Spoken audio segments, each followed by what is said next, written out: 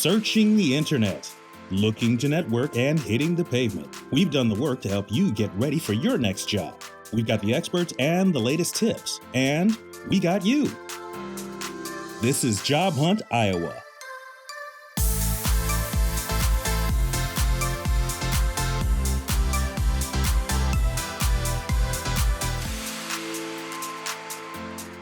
Hello and welcome to Job Hunt Iowa. I'm George Blaze. For the next half hour, we'll not only give you some helpful advice and tips on how to capture that new job, but also some ways to advance and find satisfaction in your current career. Joining us today is Ryleigh Feather, Team Lead of Human Resources for Mechdyne Corporation. Ryleigh, so good to see you today. And before we get into everything, Mechdyne is such a fascinating company. This whole idea of using technology in corporate internal and external communication in a cutting-edge way. A fascinating field. Tell us a little bit about Mechdyne.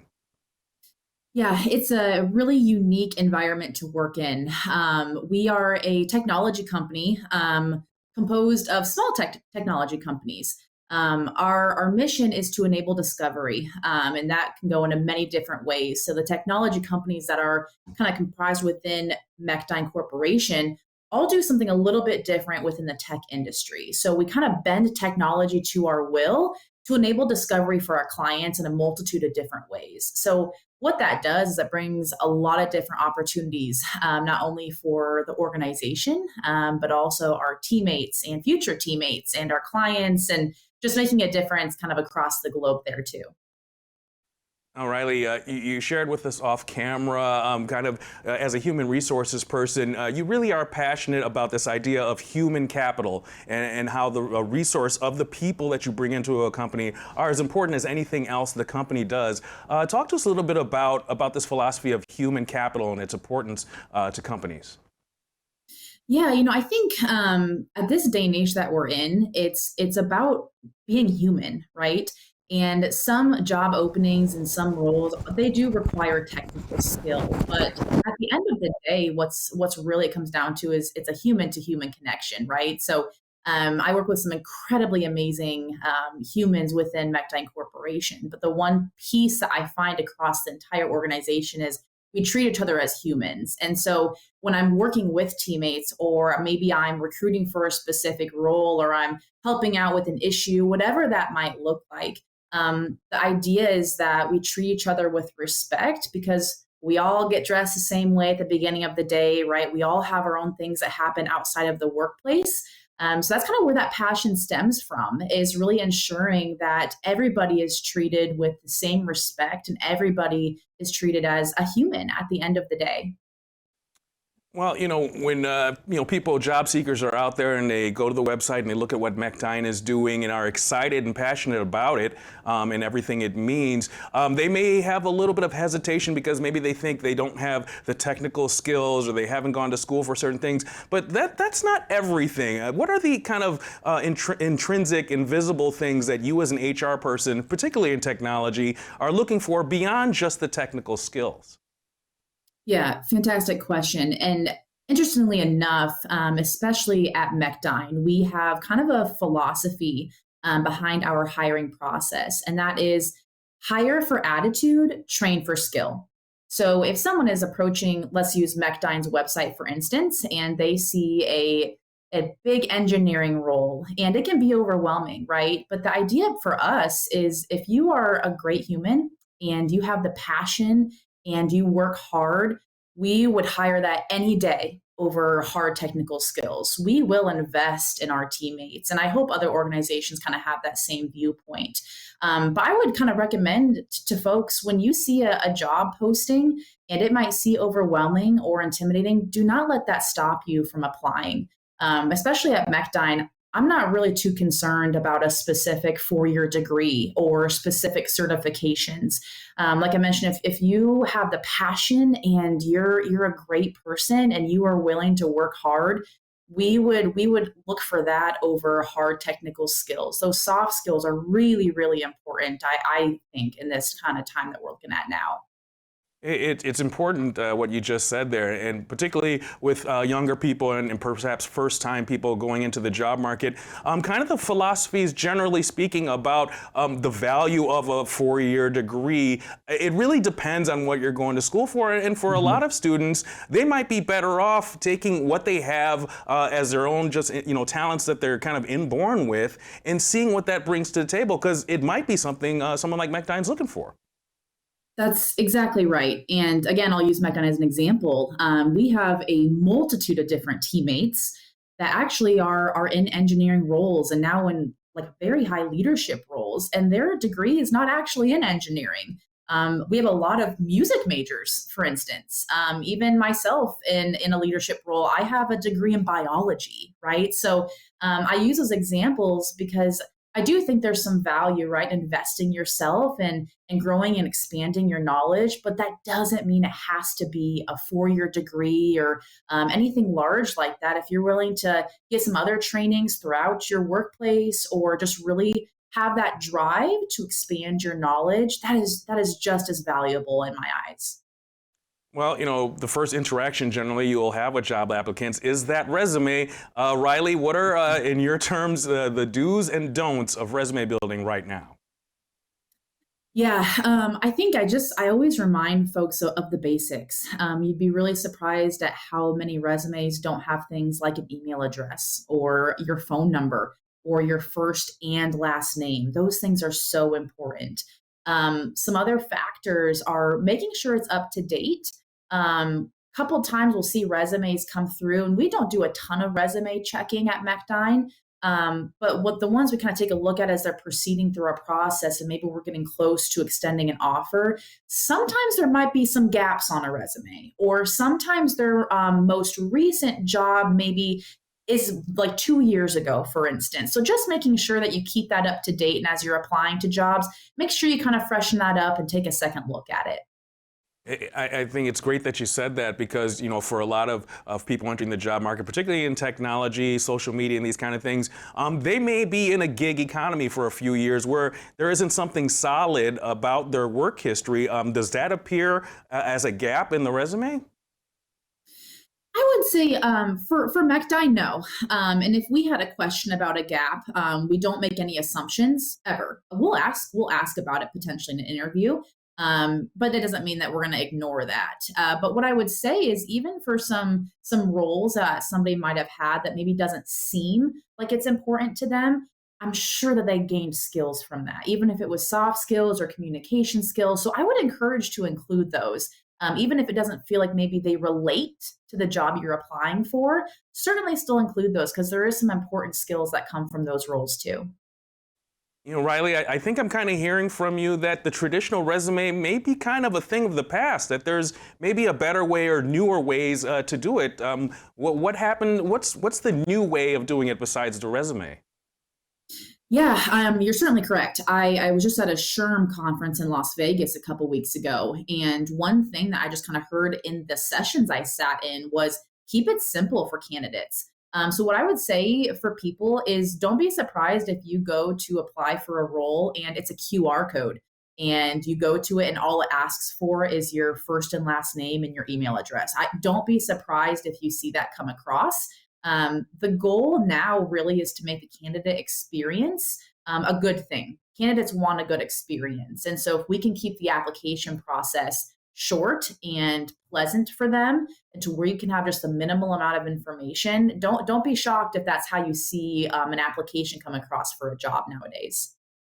One of the make or break situations a lot of times is that first interview. Some tips of the trade for people going into that interview? Yeah, when you're going in for an interview, do some research. Know the company that you are interviewing for. Know their mission. Know their values. Know what they do. Know what industry they're in. Do some research. Be yourself. Remember that when you're going into an interview, the organization is interviewing you, and you should do the same for them. It is just as important to make sure that you align with your organization's goals and missions and values just as much as they might align with you. Be prepared to ask some questions at the end of your interview, whether that may be what does a day look like for this role? What are some challenges that I might come across? What is your favorite part of being part of this organization? So don't be afraid to interact in your interview. Most importantly, that kind of shows who you are. And if anything, you want to show this company, this is who I am and why I am valuable for you. And they should do the same exact thing for you.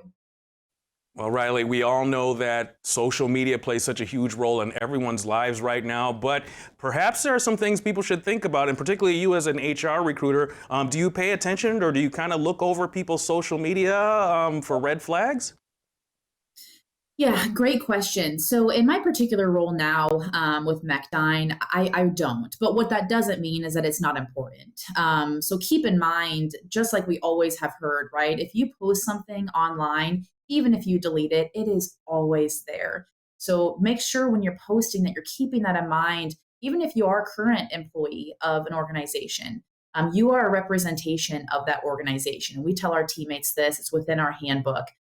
Always keep that in mind. It's, of course, we want to make sure that the organization is being represented well, but most importantly, you should want to be represented well. So if you have big career aspirations for yourself, or you're looking to get from point A to point Z, keep that in mind as you're interacting on social media, you're commenting, you're posting.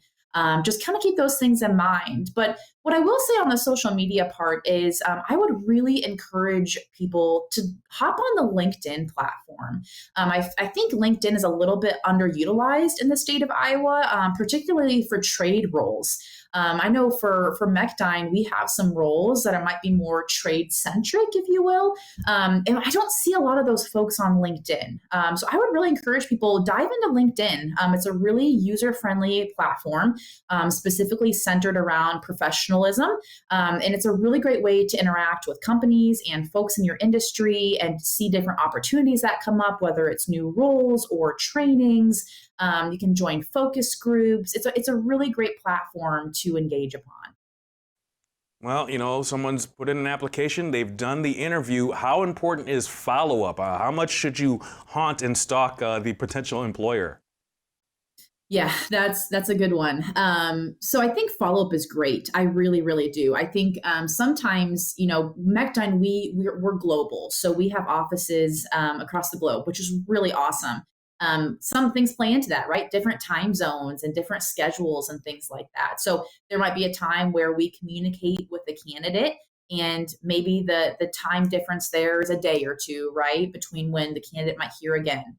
If a candidate follows up with me or anyone on our HR team, we see that as a good thing, right? That's engagement. That's, hey, they care about this role. They really want this role. So I don't think there's any harm in follow up. Now, I think a little bit of that might come with, common sense is our greatest tool here, right? So if you interact with an HR team member in the morning, and you don't hear anything by the evening, probably isn't necessary to follow up 2 to 3 times that same day, right? But I would say there's no harm in following up throughout the week, or if you go a couple days without hearing anything, absolutely follow up. Well, Ryleigh, I tell you what, we're going to take a little bit of a break. Stick with us. Don't go anywhere. We're going to come back with Ryleigh Feather after these helpful career tips.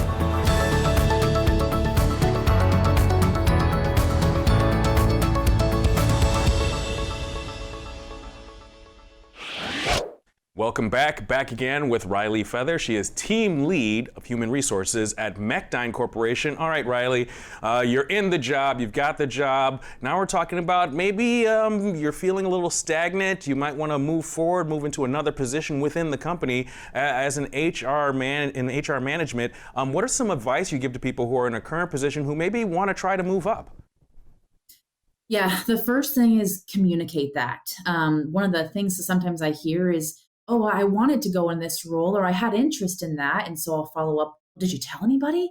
And sometimes the answer is no. So my first thing is make sure you communicate that, whether that's with your manager or your supervisor or HR. Communicate your want and your need to move up or move over. Sometimes it doesn't always is a promotion. It might be moving sideways to another role. The biggest thing in that is communicate that, right? And be willing to work hard. It's not going to come just right to you, right on your lap. It's you got to be able to put in the work for those things as well. Ryleigh, in my experience, I've done it myself in the past, and I meet people all the time who I work with who they feel a little trepidatious about asking for things from their employer because they think that, oh no, now it's going to seem like I'm a troublemaker or like, I'm a problem and it's going to put a light on me or my file is going to get pulled up here the next time they look around at how to move resources around. Should people be self-conscious about wanting more from their employer? No, not at all. And what I would remind people is that's why HR is human resources. We are there to help with those things. And I know I would tell any of my teammates, and I always tell them this, new teammates across the organization is look, I would much rather you come to me with any question or request or anything that you need than not feel comfortable saying anything at all. No question is a silly question. No question is a burdensome question. Absolutely not. That is why human resources is there for you. And Ryleigh, no offense to you, but I know a lot of people feel that if I get an email or a call from HR, it's got to be something bad, and they're terrified of ever even interacting with it. What do you want employees to know is important about HR as the resource part of the human resources? Yeah, one thing I share a lot with teammates is, hey, we're on the same team, like always, always same team. And I am here to support you and be a resource for you. There might be some situations that come up, right, that we kind of have to mediate and handle. But at the end of the day, we're on the same team and I want you to succeed because when you succeed, I succeed. So what I would encourage people to remember is, again, we're all humans, right? And we're on the same team. And just because you see an email from Ryleigh come across does not mean you're in trouble or doom or anything like that. Same team at the end of the day. Of course, we spoke earlier about the importance to, particularly with companies like McDine, of investing in your human capital and the people who work there. A lot of corporations now are actually offering incentives to employees, like for furthering their educations and to moving their skill set forward. And you can actually get some benefits from a corporation that can actually gain something from having you be a little bit more skilled, a little bit more educated. Yeah, and one thing I would tell folks is when you are looking at your organization you're currently with, or if you are applying for a new role, that is one thing that I would really recommend looking for. Is the organization willing to invest in you? Are they willing to invest in your growth as a person and your growth as a professional? Whether that's tuition reimbursement or attending trainings. Like I mentioned, I went to a human resources conference in Las Vegas. McDine invested in me to go to that, right? So make sure that your organization or a future organization is willing to do that. That is very, very important, not only for you, but the organization should want to invest in their people.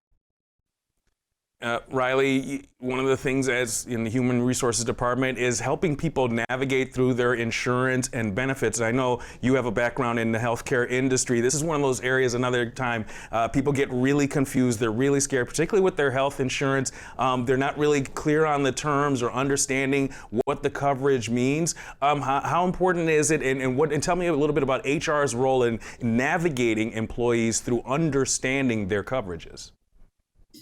Yeah, very important. Very situational. You might have a teammate who is single with no kids. You might have a teammate with an entire family with them, right? Needs are going to vary depending on the situation. the first and foremost, when you are entering a new organization, or maybe you're in the process of, okay, you've got the offer letter, what do they offer for benefits? Always, always ask. I would really recommend checking in on things that are important to you. Is it health insurance with dental insurance, vision insurance? Do they offer something for retirement? Do they do things like tuition reimbursement? All of those things are so important to ask before you officially accept a job. Know what you're walking into. The last thing that you should want to do is accept a job, walk in, and the job doesn't even offer benefits at all, right? So you have got to understand that those things are so important. Know what's of value to you, right? Is it making sure that you have a large family and everyone is covered under a dollar amount? Ask those questions. The great thing is, George, is that at least for MechDyne, we have a benefits summary. And so if a candidate is in the offer process and has questions about what those benefits might look like, we have a whole summary to provide that has all of that information for them. Many times when employees come in, particularly if it's in technology, there may be non-compete clauses and things as part of the employment that people forget. They look over and then they feel like, oh, I might think about moving up or getting another job, and you get yourself in a legal situation with the company because they may have a non-compete clause that says you can't be talking to other recruiters or other people for a certain period of time of your contract. Share with us a little insight into the importance of understanding the legalities of these type of situations. Yeah, NDAs or non-disclosure agreements and not competes. Just like George was saying, they are a legal binding document. So before you sign a legal binding document of such, know what it says. Take the time to read through it. They can sometimes be lengthy depending on how many exhibits they have within them, but take the time to read it. Also remember, this is not NDAs and non-competes are not a defense mechanism for a company. Remember that organizations do have to legally protect themselves at some point, depending on what industry they're in or what products they develop. So kind of come at an approach of, hey, what is this saying to me, right? What am I about to sign here? Read through it, see sometimes there's certain partners on it, right? Certain companies that they don't want you to interact with. If any of those go against what you think is right, then it's probably a question for your human resources team, right? So if you do have a question on any of those forms, just ask. Your HR team that's providing that to you should have all of the answers to why you're signing that, why people are within that, to really help you understand what this document means for you. Ryleigh, we have to talk about it. You're spending 8, 10, 12 hours a day grinding away at work. You have a really close relationship with people and bonds start to form. You get strange relationships between people. Managing and kind of walking yourself through what to really be careful of to not get yourself in a very bad situation in regards to interpersonal relations. Yeah, very, very important. Actually, just yesterday, I was talking with teammates, right? It's crazy to think that you spend 5 days a week, 8 to 10 hours a day with your teammates, right? That's probably more than you spend with your family. So when it comes to interacting with your peers at work, the one thing I would say is really look into your emotional intelligence. And what that means is be aware of a situation, kind of the read the room is kind of what we might say, right? Is there any sort of tension happening? If I make this comment, is it going to make someone feel well or is it going to make them feel worse, right? The emotional intelligence piece, treating other people just such as a human as you are, is so important. We have kind of a saying at MechDyne, rather than, treat people how you'd want to be treated, it's the platinum rule. Treat people how they want to be treated, right? Just because I might want to be treated a certain way does not mean that's how my teammate wants to be treated. So treat people the way they want to be treated. Make sure that you read the room, right? Make sure you understand that people have things going on outside of work, and really respecting privacy, and respecting people's boundary that they might set. And just remembering that, again, you're going to be spending 5 days a week, 6 to 8 to 10 hours a day with all of these folks. So those relationships are very important. People always, talk about your work husband or your work wife, but they might be surprised to find out in many companies and corporations, there are indemnity contracts that can be written up if you're having some kind of a relationship in the office. Yeah, it absolutely is true. And that's something to be aware of, right? So, again, we're all humans, things happen, but it's really important to be aware of what that might look like for you. If a company does become aware or your HR team becomes aware of those things, don't be surprised if you see such a document come across. Again, remember at the end of the day, the company is also a company and they also have to protect themselves from different liability and legality issues. So don't be surprised if that happens and you see a document come across your desk as well with some conversation. Well, Ryleigh, you've been fabulous. Great information there. I know that everyone there at Mechdyne, with you on the team there as a team lead, they're not going to have any problems. And if they do, they don't belong there. That's just my personal opinion. Thanks for spending thanks for spending some time with us today. Thank you so much. I so appreciate being on today.